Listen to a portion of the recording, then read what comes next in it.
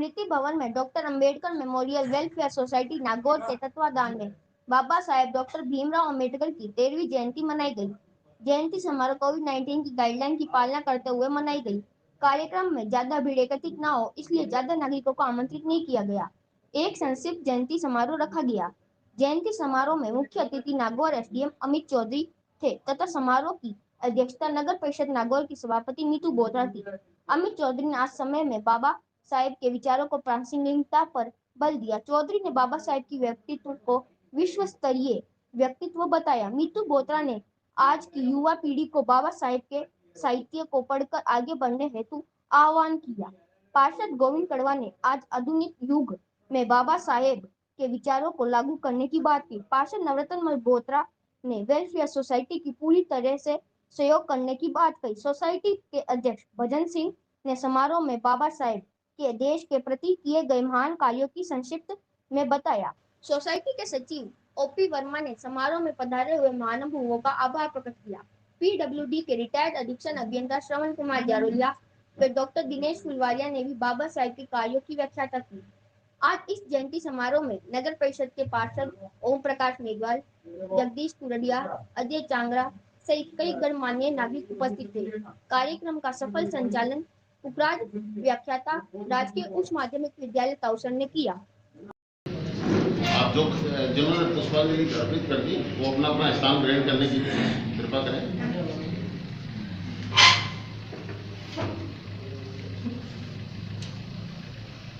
जिन्होंने पुष्पांजलि अर्पित कर दी प्लीज वो अपने अपना स्थान ग्रहण करें, खड़े नहीं रहे।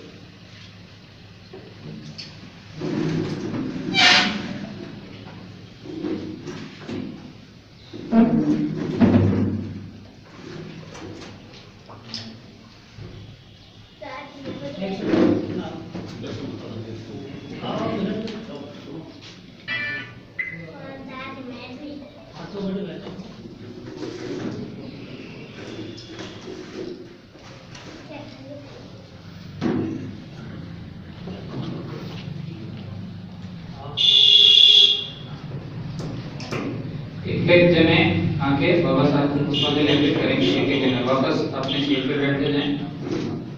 सभी करेंगे ना।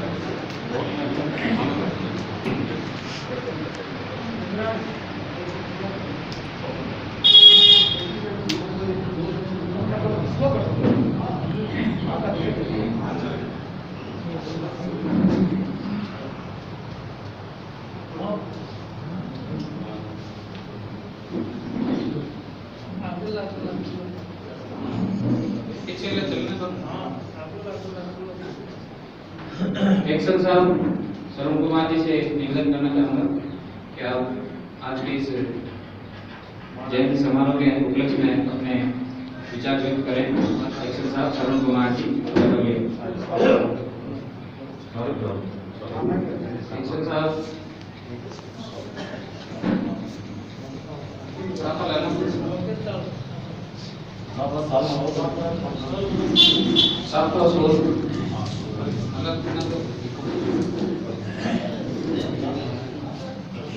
मुख्य अतिथि महोदय का माल्यार्पण करेंगे सोसाइटी के अध्यक्ष भजन सिंह जी।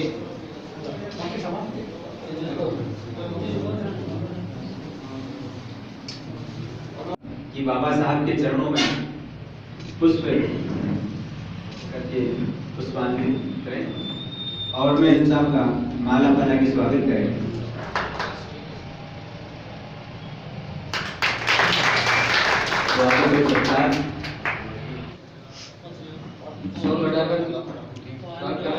अध्यक्ष जी माल्यार्पण कर रहे हैं सचिव जी ओपी वर्मा जी।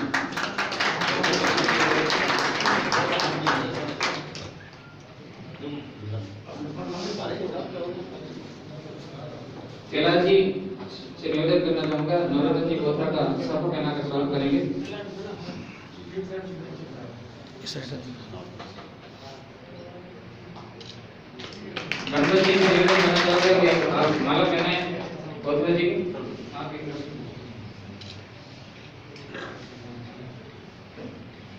डॉक्टर साहब दिनेश जी एक्सेल साहब को साफा पहना के स्वागत करें।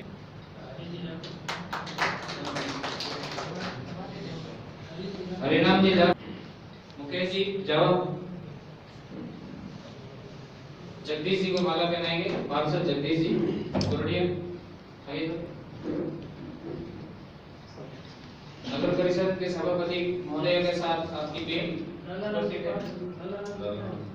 जी पार्षद जी का माला पहनाएंगे। तारा सिंह जी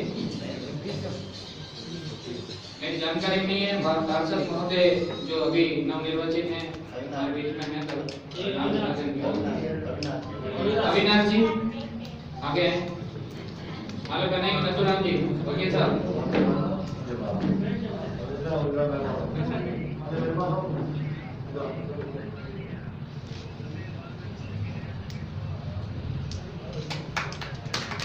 ओम प्रकाश जी कमर पार्षद साहब नहीं आइए सर। हरिराम जी ये जीवन पर्यंत नगर परिषद में पार्षद के रूप में सेवाएं दे रहे हैं।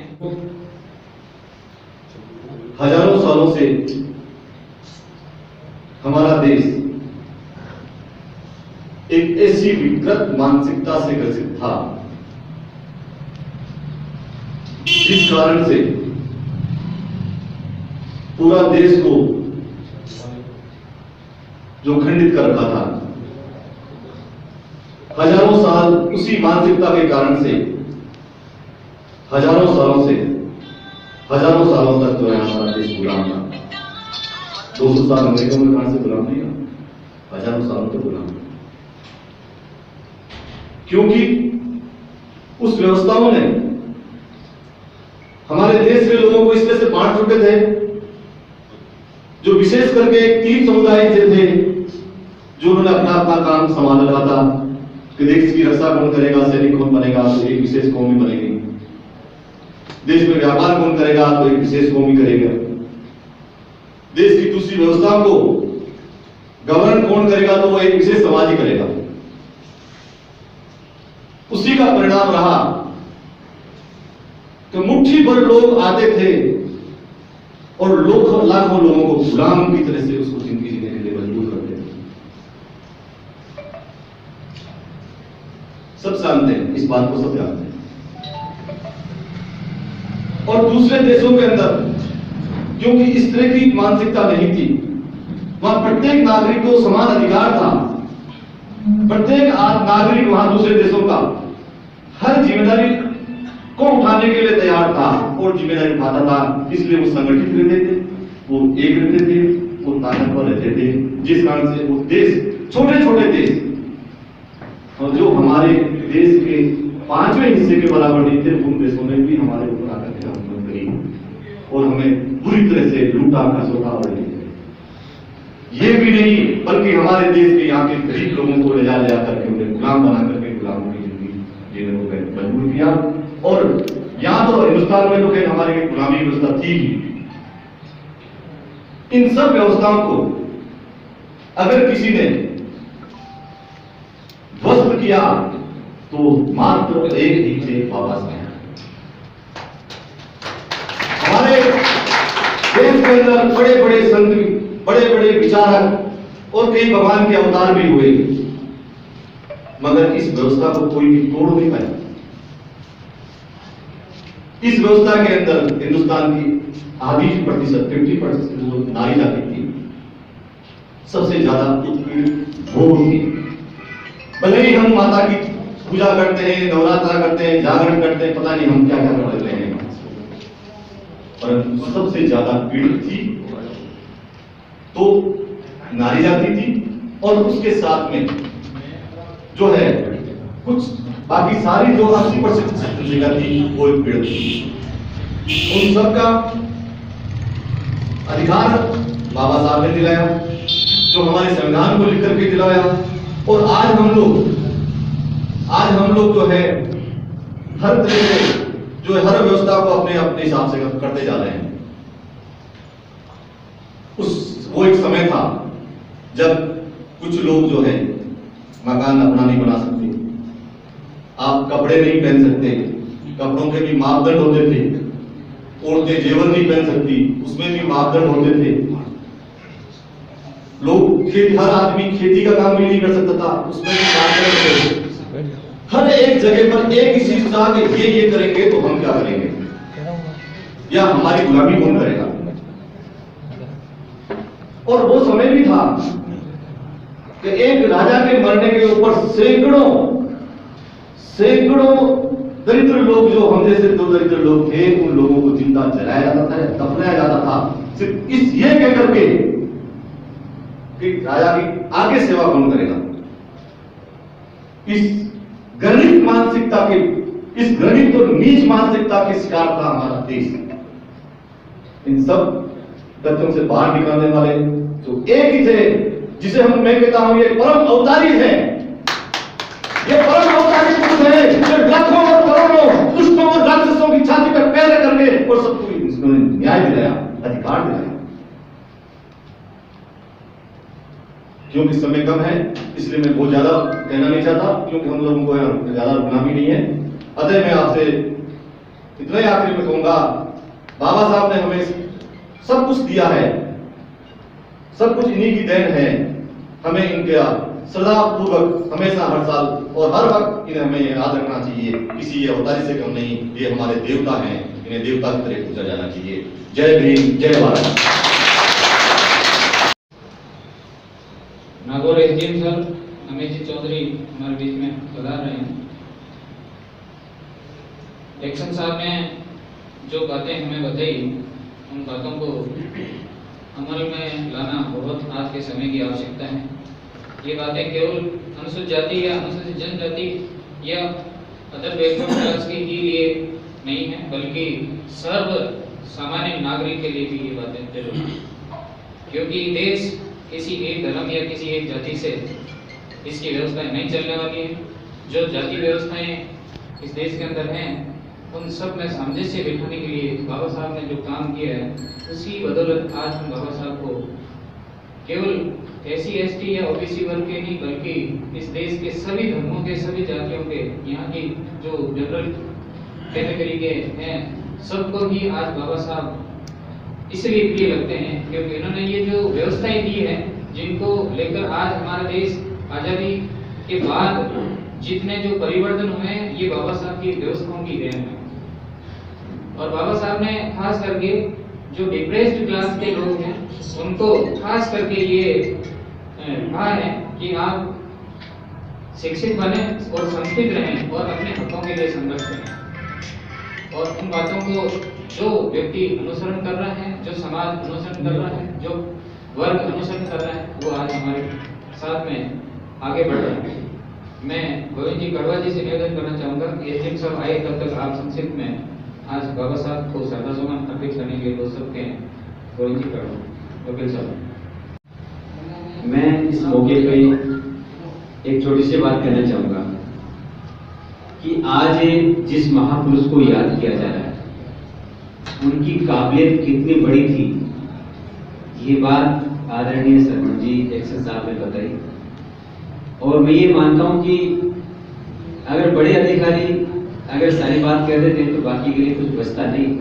तो हमारा मौका तो सरपंच जी से पहले मिलना चाहिए था, ताकि हम क्या कोई बात कहते। एक्शन साहब ने सारी बातें कह दी, लेकिन मैं आपको एक दिशा निर्देश दिलाना चाहूंगा कि बाबा साहब के जो सूचना पत्र लिखा हुआ है, आप इन पे गौर करके देखिए कौन कौन सी डिग्रियां जो इन्होंने हासिल की है। अपन एक मनुष्य है, बाबा साहब भी एक मनुष्य थे और अपनी तरह इन्होंने भारत की धरती पर जन्म लिया, लेकिन इनकी योग्यता और क्वालिटी पूरे विश्व में बन पाया, पूरे विश्व ने स्वीकार किया कि बाबा साहब एक महान हस्ती है। हिंदुस्तान बड़े देवी देवताओं का एक परिप्रेक्ष्य में बसा हुआ देश है। और मैं जहां तक समझ पाया हूं और जहां तक मेरी खुद की सोच से ये जो विचारधारा मेरे अंदर बनती है, मैं देख पाया हूं कि बाबा साहब सारे देवी देवताओं के भी ज्ञाता थे, बहुत विद्वान थे, जिनको पूरे हिंदुस्तान का स्वर्णिम अक्षरों से इतिहास लिखने के लिए एकमात्र बाबा साहब को नियुक्त किया गया कि हमारा देश अंग्रेजों की गुलामी से मुक्त हो रहा है। तो मैं निवेदन ये कर रहा था कि भारत अंग्रेजों की गुलामी से आजाद हुआ और आजाद होने के बाद भारत के जितने भी विद्वान महापुरुष थे, सबने बैठ के सर्वसम्मति से निर्णय लिया कि आजादी तो अपन को मिल चुकी है, लेकिन इस आजादी को सही मायने में अपन कैसे निभा सकते हैं, आगे हिंदुस्तान को कैसे चला सकते हैं, इसके लिए अपन को ऐसे महापुरुष का एक निर्णय लेना होगा जो हिंदुस्तान का संविधान लिख सके, हिंदुस्तान को चलाने का एक रूपरेखा तैयार कर सके। और पूरे हिंदुस्तान में आप देखिए, इस बात को गौर से सुनिए, पूरे हिंदुस्तान में सारे महापुरुषों और विद्वानों द्वारा निर्णय लेने के बाद केवल मात्र एक ही नाम सामने आया, डॉक्टर बाबा साहेब भीमराव अंबेडकर। अब आप दिमाग लगाइए अपना कि बाबा साहब कितने विद्वान और महापुरुष थे, जिनका नाम एकमात्र आया कि हिंदुस्तान को चलाने की जो कलम लिखेंगे बाबा साहब ही लिखेंगे। ऐसे महापुरुष को अगर अपन अपने हृदय में उतारें और अपने हृदय से इनको याद करें, और मैं तो ये कहना चाहूंगा कि अगर अपन वास्तव में ही बाबा साहब के प्रति अगर अपने जहन में कुछ भी थोड़ा बहुत भी अगर भाव है, तो इस मंच के माध्यम से, ऐसे शुभ दिन के माध्यम से बाबा साहब के जितने भी गुण थे अपने दिल और दिमाग में और अपने समाज और देश में उतार दीजिए।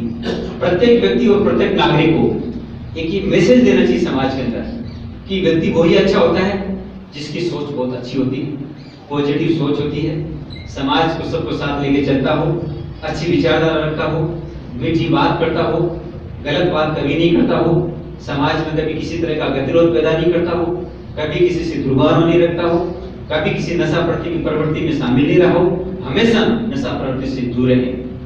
अगर ये सारी चीजें अपने जहन में उतार के और अगर अपना एक विचार रखिए समाज में जीने का अपना अधिकार सुरक्षित करते हुए आगे बढ़ेंगे, तो निश्चित रूप से बाबा साहब को सच्ची श्रद्धांजलि होगी। मैं इसके माध्यम से ये कहना चाहूंगा, क्योंकि कोविड का पालन करना प्रथम आज के दौर के अंदर नियम है, और इसी अनुसार कोविड को ध्यान में रखते हुए जो अपने सिलेक्टेड ही गणमान्य नागरिकों को बुलाए हैं, अनावश्यक भीड़ पैदा नहीं की है, इसलिए सनेक की तजाकत और नजाकत को ध्यान में रखते हुए मंच के माध्यम से अंत में यही कहना चाहूंगा कि जरूर आज इस शुभ अवसर पर आप यहाँ से निकलो तब एक भाव मन में जरूर लेकर निकलना कि हम सब भीमराव अम्बेडकर हैं, सब भीमराव अम्बेडकर हैं, और हम जहां भी जाएंगे यही मैसेज छोड़ेंगे कि हिंदुस्तान का भला, राजस्थान का भला, नागौर का भला, अपने समाज का भला और परिवार का भला तभी हो सकता है जब बाबा साहब जैसी सोच रखे समाज में काम करेंगे और समाज को बात कर सकेंगे। सभी को मेरी ओर से हार्दिक नमन। जय हिंद, जय भारत, जय भीम। की जो डिग्रियां हैं इनकी ओर आपका ध्यान आकर्षित कर रहे हैं, और मैं ये कहना चाहूँगा कि हम सबको पढ़ना चाहिए, और बाबा साहब के जो डीएससी के जो इकोनॉमिक्स डीएससी है वो डिग्री आज आपको मालूम है हम पिछले 30 सालों से ये जयंती समारोह मना रहे हैं, और ये भवन 1992 में बना था, जो निर्बंध योजना और कुछ सामाजिक सहयोग से इसका निर्माण कराया गया, और इस भूखंड को नगर परिषद द्वारा आवंटित किया गया है और सरकारी सहायता से बना, जिसमें सामाजिक गतिविधियां संचालित की जाती है। 1-2 रूम में विकलांग छात्रों को जो पढ़ने वाले उनको रखा जाता है, और आज विशेष कार्यक्रम बाबा साहब के जीवन से संबंधित है।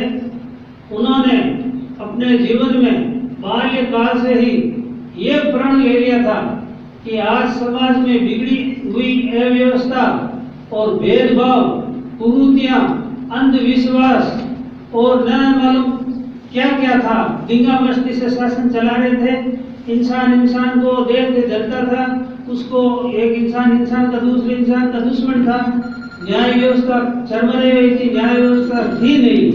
तो उन्होंने पैदा होने के बाद में, समझ पकड़ने के बाद में शिक्षा अध्ययन किया, शिक्षा अध्ययन करने के बाद में कानून की डिग्रियां प्राप्त की, विभिन्न डिग्रियां प्राप्त करने के बाद में उनको संविधान बनाने का जिम्मा केंद्र सरकार द्वारा सौंपा गया। वो संविधान समिति के प्रारूप के अध्यक्ष रहे और उन्होंने ऐसा संविधान का निर्माण किया कि एक नागरिक दूसरे नागरिक के बराबर अधिकार है, समान नागरिक संहिता लागू की और हर व्यक्ति को, जब एक देश का राजा रानी के गर्भ से पैदा होता था तो देश का राजा इस वोट की पेटी से पैदा होने का सिद्धांत कायम किया कि इस देश की कानून व्यवस्था और प्रशासनिक व्यवस्था, सामाजिक व्यवस्था खुद जनप्रतिनिधि, खुद लोग चुनेंगे, वोट देने का अधिकार बाबा साहब की देन है, उन्होंने कायम कराया। और प्रथम चुनाव 1952 26 जनवरी 1950 को उनके द्वारा बनाया गया संविधान लागू किया गया और लागू करने के बाद में नागरिकों को अपने अधिकारों को पता चला और उनको अधिकार दे दिए गए कि जहाँ रहते हैं, जो उनकी जमीन है, उसके मालिक वो हैं और सभी को समान दृष्टि देखा जाएगा और सभी के लिए कानून एक होगा और उसी कानून के तहत उनका जीवन संचालन होगा, जीवन यापन होगा। उनके जीवन से आज उनके कार्यकलापों को विश्व याद करता है। उनकी मूर्तियां और उनके भवन केवल यहाँ नहीं, विश्व के विभिन्न स्थानों पर, अमेरिका, लंदन, ब्रिटेन और न मालूम कहाँ पर उनको पूजा जाता है। आज जयंती मनाई जाती है।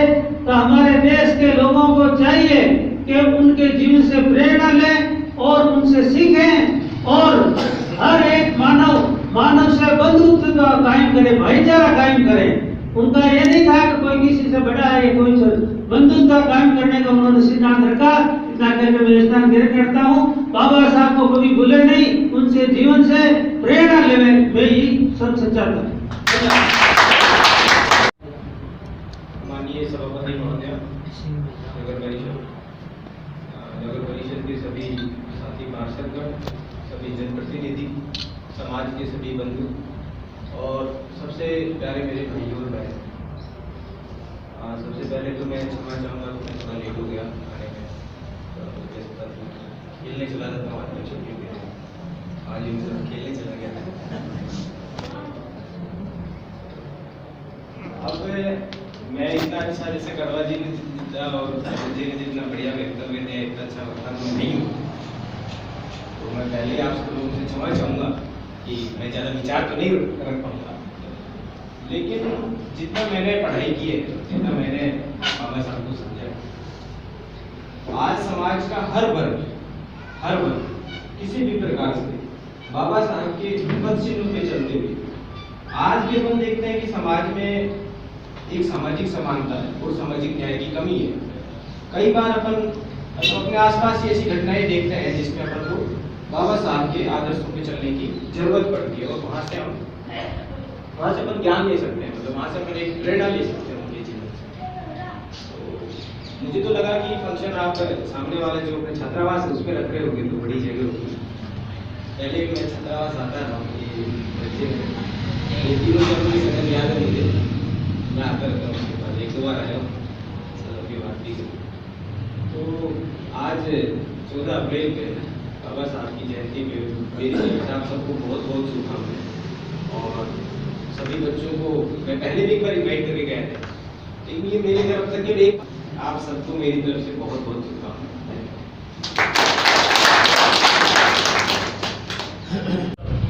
मंच पर विराजित एसडीएम साहब, मुख्य अतिथि और सभी पधारे हुए अतिथिगणों को मैं अभिनंदन करती हूँ और बाबा साहब अम्बेडकर की 130वीं जयंती पर की आपको हार्दिक बधाई देती हूँ। उन्होंने सभी कुरीतियों से लड़ने की कोशिश की और हमें भी उनका उनके पदचिन्हों में चढ़ने की कोशिश करेंगे।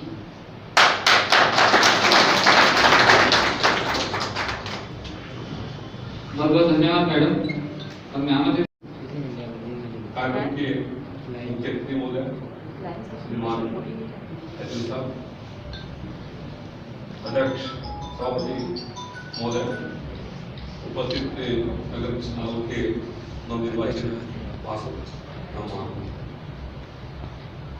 आज तो ऐसे महापुरुष का जो कि भारतीय संविधान को लिखने में उनकी अहम भूमिका थी और लिखिए गए संविधान के अनुसार जो आज भारत वर्ष विकास और विकास में अग्रसर है, ये उनकी प्रेरणा का सोच है कि हम उनके लिखे गए संविधान के अनुसार अपने राजनीतिक, आर्थिक, सामाजिक व्यवस्थाओं को संचालन करते हुए हम आगे बढ़ रहे हैं। और मैं ऐसे महापुरुष के कार्यक्रम में आप सबसे हम सब मिलकर के ये प्रेरणा लें कि इन महापुरुष की जो कार्य प्रणाली थी, उस कार्य प्रणाली का हम कुछ अंश अपने जीवन में उतार कर आगे बढ़े। ऐसी मैं आप सबसे हम सब मिलकर के हमें ये प्रेरणा लेनी चाहिए, तभी इस कार्यक्रम की सार्थकता या वैधता बनी रहेगी। क्योंकि दुनिया में आने जाने के क्रम के साथ अपनी इस प्रकार की कार्यप्रणाली जो संपूर्ण विश्व में एक अपनी पहचान बना दे, ऐसे महापुरुष के कार्यक्रम में हम सबको शामिल होने का मौका मिला। हमें भी इनके पद चिन्हों पर चलते हुए इस प्रकार के कार्य में शामिल होना चाहिए। हम ये अपनी कम से कम छोटी सी पहचान बनाकर हम चलें, ताकि लोगों को लगे कि इनकी कार्यप्रणाली से देश चल रहा है और इनकी छोटी सी परिचय पर हम अपनी छोटी सी पहचान बना सके। मैं आपसे ये निवेदन करूंगा। सबको धन्यवाद। जय हिंद। धन्यवाद गोत्रा जी, आपने बाबा साहब के व्यक्तित्व के बारे में और बाबा साहब के द्वारा बनाई गई जो व्यवस्थाएं हैं जिसके